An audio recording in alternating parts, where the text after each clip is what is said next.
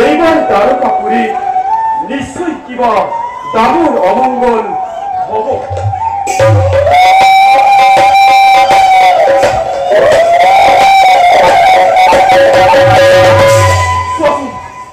কেনেকৈ শিয়ালবোৰে দিনে ৰাতিয়ে আৰাম কৰিব ধৰিছে। অকস্মাৎ বজ্ৰপাত, উল্কাপাত, ধূমকেতু আদি হব ধৰিছে। এইবাৰ দ্বাৰকাত নিশ্চয় কিবা ডাঙৰ অমঙ্গল হব যেন পাইছো।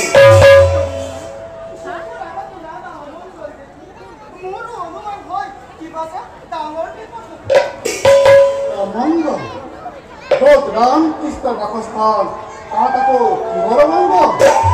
তোমালোক আজি দ্বাৰকাত এনে অমঙ্গলে কথা ব্যক্ত নকৰিবা। কিবা অমঙ্গল নঘটিলে এনে কাৰ্যই দেখা নিদিয়ে।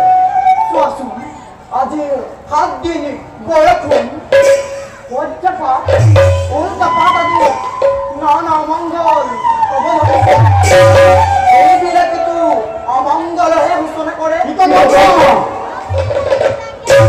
প্ৰণাম যদুবীৰ হে যদুবীৰ সকল, আমাৰ এই দ্বাৰকাপুৰীত নানা অমঙ্গল হব ধৰিছে। বোধ কৰি কিবা ডাঙৰ বিপদ।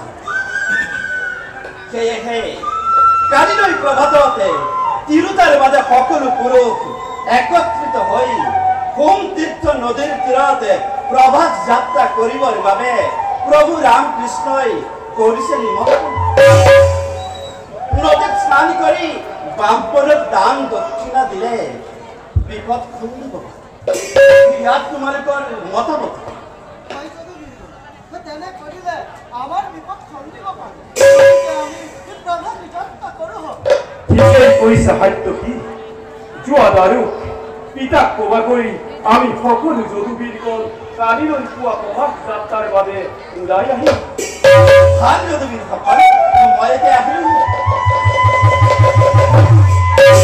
যদুবীৰগণ আমিও প্ৰভাত যাত্ৰাৰ বাবে প্ৰস্তুত।